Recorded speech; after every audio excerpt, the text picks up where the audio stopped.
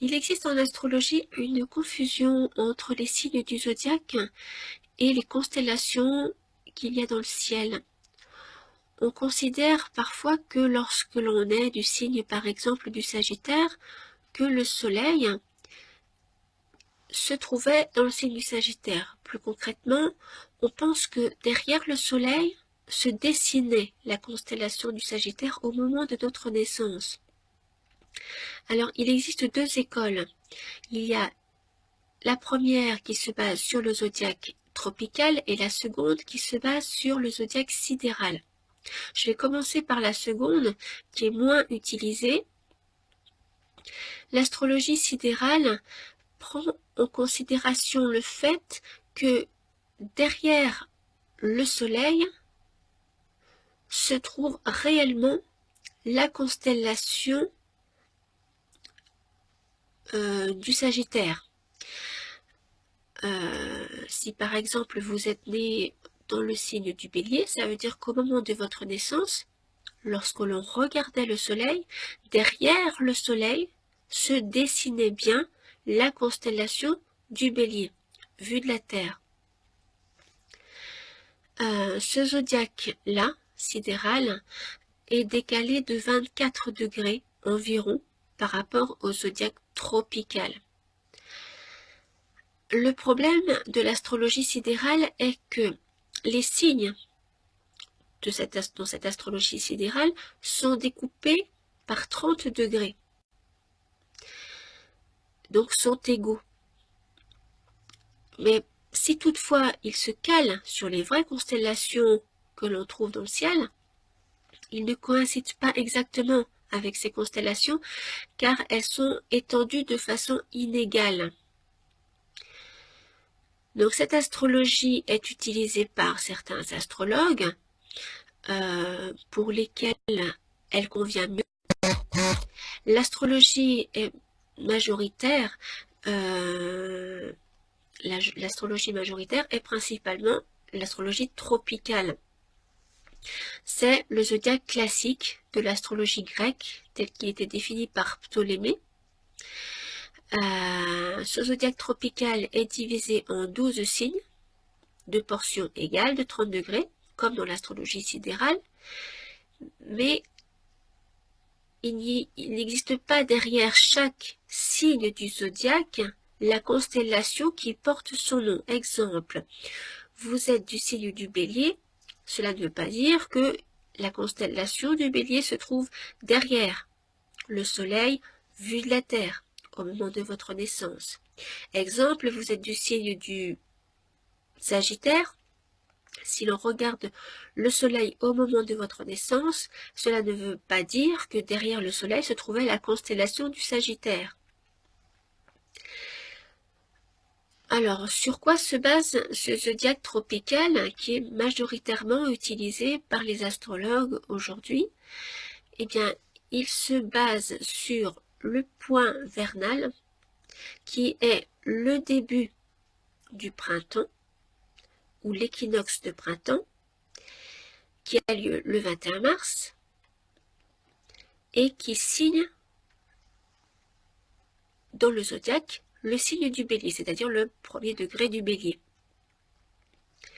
De la même façon que l'année est découpée en 12 mois de 30 jours environ, l'astrologie tropicale est découpée en 12 signes de 30 degrés. Alors on a l'équinoxe de printemps qui correspond à l'entrée du soleil dans le signe du Bélier, le solstice d'été qui correspond à l'entrée du soleil dans le signe du Cancer, l'équinoxe d'automne qui correspond à l'entrée du soleil dans le signe de la Balance, et le solstice d'hiver qui correspond à l'entrée du soleil dans le signe du Capricorne. Ce zodiaque tropical se base sur la rotation de la Terre autour du Soleil. Et on découpe, par conséquent, comme on découpe le calendrier en 12 mois, eh bien on découpe le zodiaque en 12 signes égaux. L'anniversaire correspond au moment où, vu de la Terre, le Soleil revient sur sa position natale. Quant à la Lune, vue de la Terre, elle fait son tour en environ 28 jours, c'est-à-dire environ un mois. Le début du cycle est la nouvelle Lune. Son premier quartier se trouve une semaine après la nouvelle Lune. La pleine Lune, qui est en réalité l'opposition Lune-Soleil, se trouve 2 semaines après le début du cycle qui est la nouvelle Lune. Le dernier quartier apparaît donc 3 semaines après la nouvelle Lune. On est dans un cycle décroissant ici, dans le cycle solilunaire. Et ensuite la Lune revient sur le Soleil pour refaire une nouvelle Lune, un nouveau départ. Et là, ça se passe au bout de environ 4 semaines.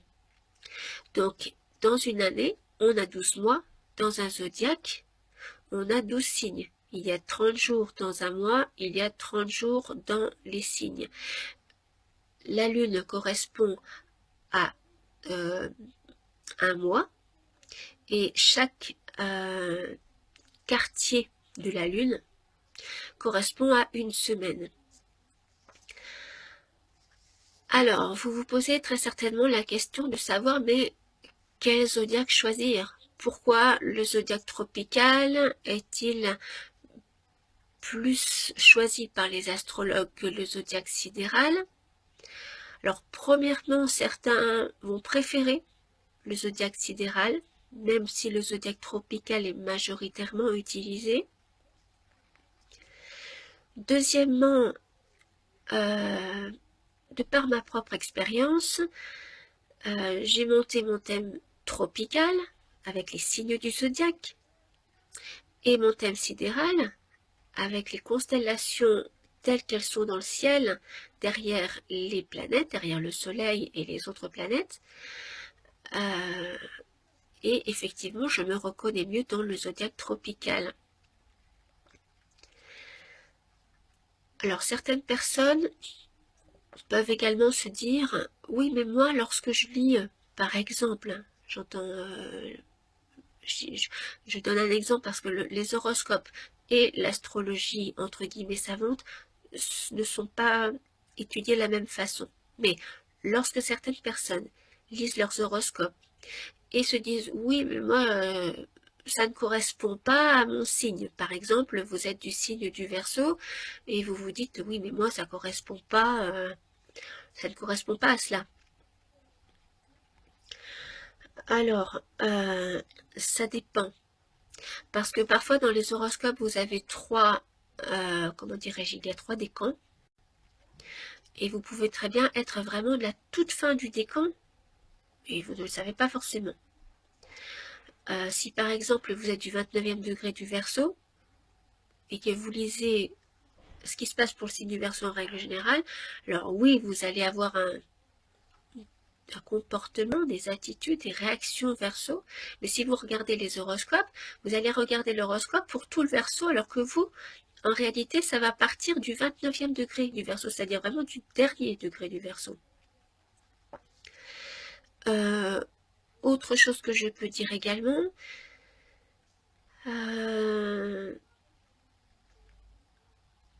en ce qui concerne les positions des planètes. Si par exemple vous avez un soleil en Capricorne, mais que vous avez un amas de planètes qui se trouvent dans le signe du Poisson. D'un côté, vous vous dites, mais je comprends pas, je suis Capricorne, un Capricorne je lis, ça pose des limites, ça construit,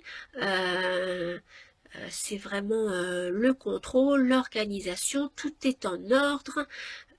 Ça, c'est typique du signe du Capricorne. Et d'un autre côté, vous avez un amas planétaire qui se trouve dans le Poisson. Et les caractéristiques du Poisson, ce sont, ça ne me dérange pas qu'il y ait du désordre, ça ne me dérange pas que les choses soient un petit peu éparpillées partout, mais j'arrive à m'y retrouver dans mon désordre. Je ne sais pas me poser des limites parce que je n'en ai pas. La rigueur du Capricorne, c'est pas pour moi, parce que le Poisson n'aime pas trop la rigueur. C'est plutôt quelqu'un qui va avoir de l'inspiration, de l'imagination, qui va aimer rêvasser, se relaxer. Mais surtout, il ne faut pas lui poser de lui donner trop de contraintes, hein, lui poser trop de limites. Il n'aime pas tellement les lois à respecter.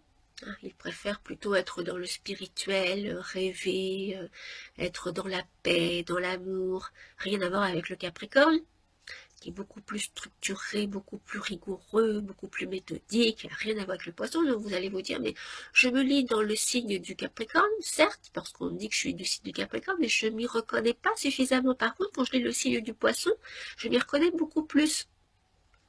Donc là encore, quand on fait un thème de naissance, un thème astral, on va bien évidemment voir tout cela.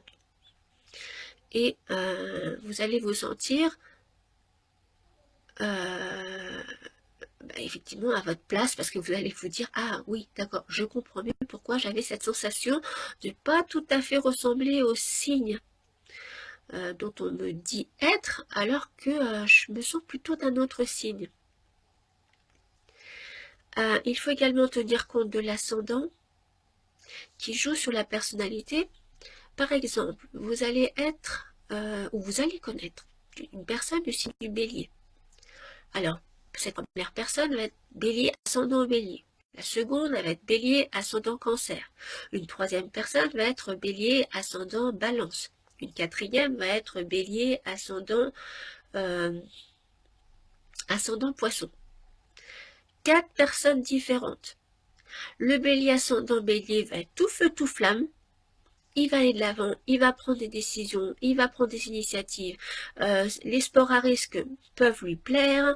Ça va être un meneur, il va diriger une entreprise, un service. Il est sportif, il a besoin de se dépenser, il a besoin de dégager de l'énergie sans cesse, parce qu'il faut que ça s'active. Généralement, il n'est pas toujours très patient. Et puis vous allez avoir un deuxième Bélier dont vous ne connaissiez pas l'ascendant, mais qui est ascendant Cancer.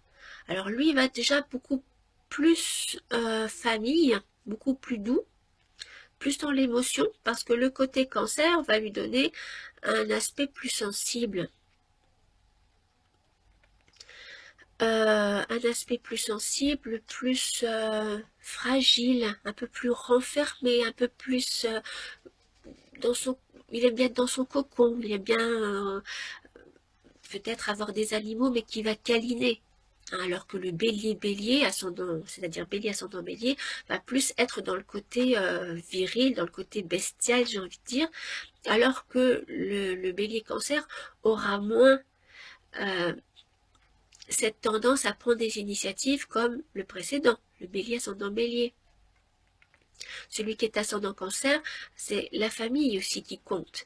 Les enfants, le fait de materner, s'il s'agit d'une femme, et tout l'aspect sensible va se manifester beaucoup plus que dans le cas précédent. Donc ça va être une personne qui va être plus timorée, un peu plus timide, plus réservée,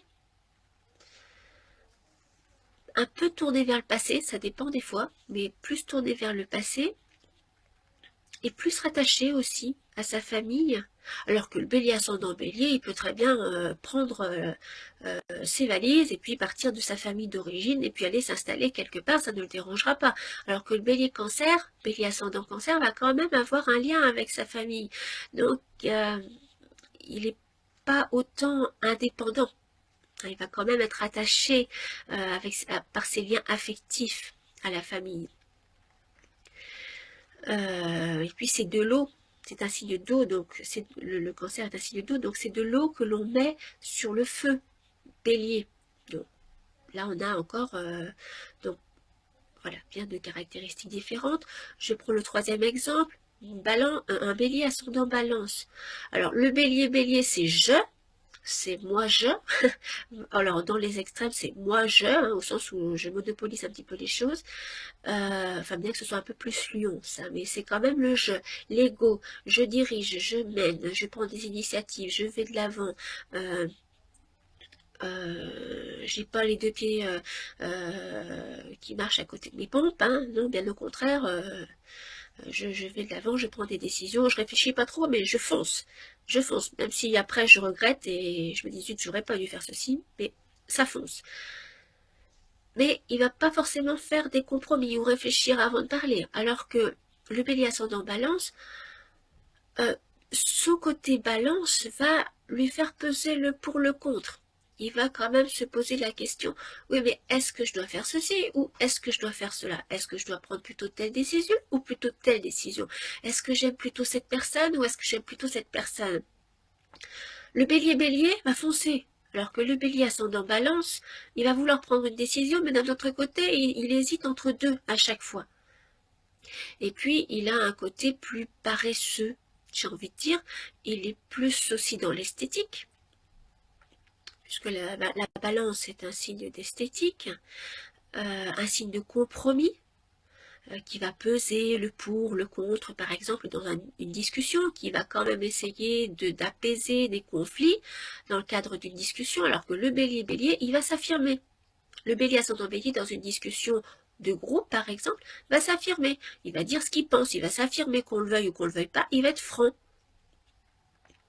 Il va pas prendre des pincettes pour dire quelque chose. Alors que le bélier ascendant balance, ben non, ça va pas se passer de la même façon. Déjà, il va hésiter entre deux décisions, et puis quand il y a des compromis, quand il y a des conflits, il va lui chercher un compromis. Il va essayer d'apaiser des conflits.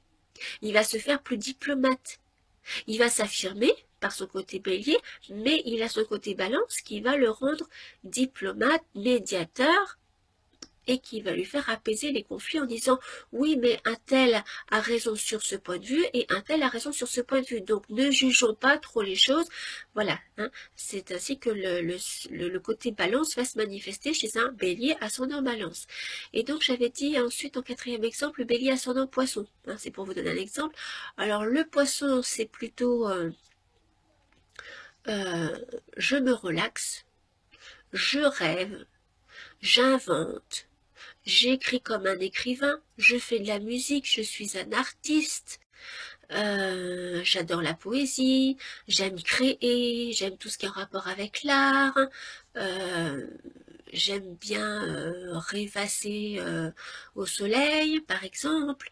Euh, euh, Parfois en fumant une cigarette, parce qu'il y a quand même des addictions chez le poisson aussi, pas toujours, mais il faut toujours qu'il se rattache parfois à des choses qui sont dans son idéal, mais qui sont dans une illusion. Alors parfois c'est une illusion, parfois c'en est pas. Donc il va y avoir des phénomènes d'addiction, comme la cigarette par exemple. Et si c'est pas la cigarette, ça va être une autre chose. Pour qu'il y ait une sorte d'addiction, alors ça peut être une addiction à l'alcool, ça peut être une addiction aux médicaments. Ce que je veux dire par là, c'est que le signe du poisson, en ascendant, va plutôt chercher à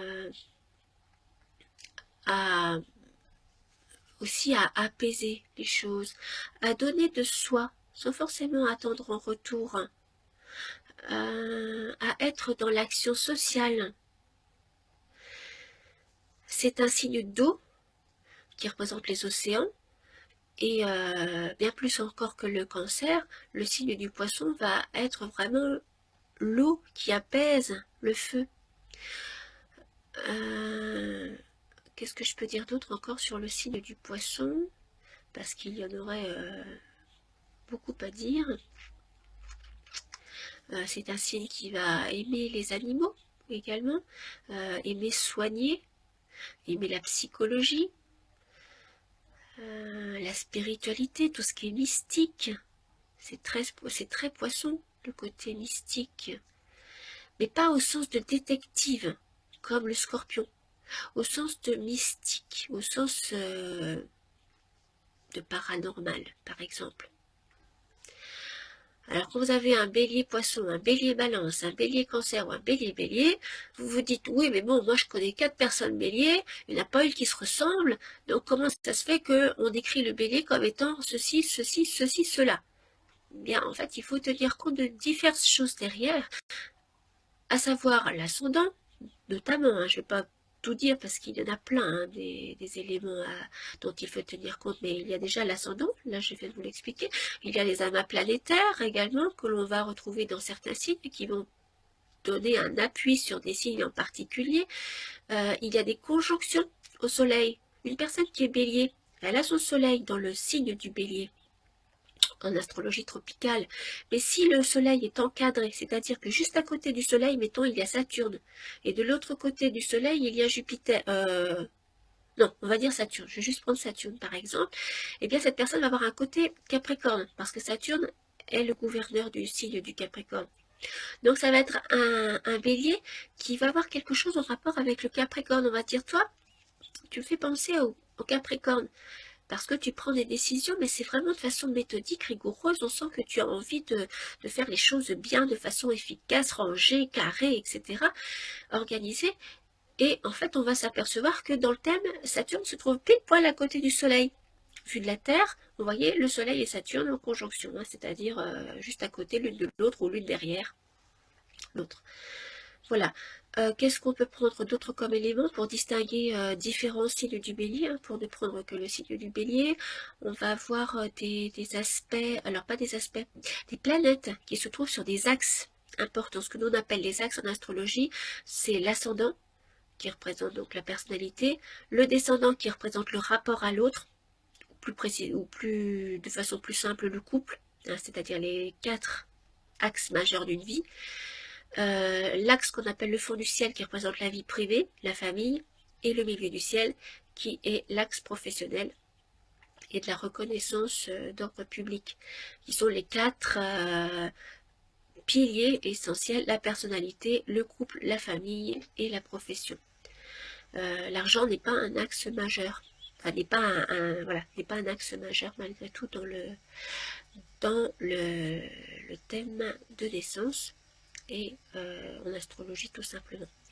Donc voilà quelques points que je vous ai donnés pour expliquer pourquoi un même signe peut être différent d'une personne à l'autre. Et pour cela, effectivement, il faut regarder ce qui se passe dans le thème pour personnaliser chaque être, parce qu'il n'y a aucune personne qui est unique.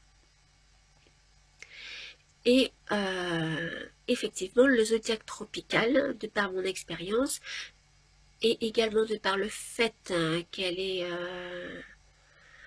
qu'elle colle très bien par rapport à ce qui se passe. Ça fait 20 ans maintenant que j'étudie l'astrologie.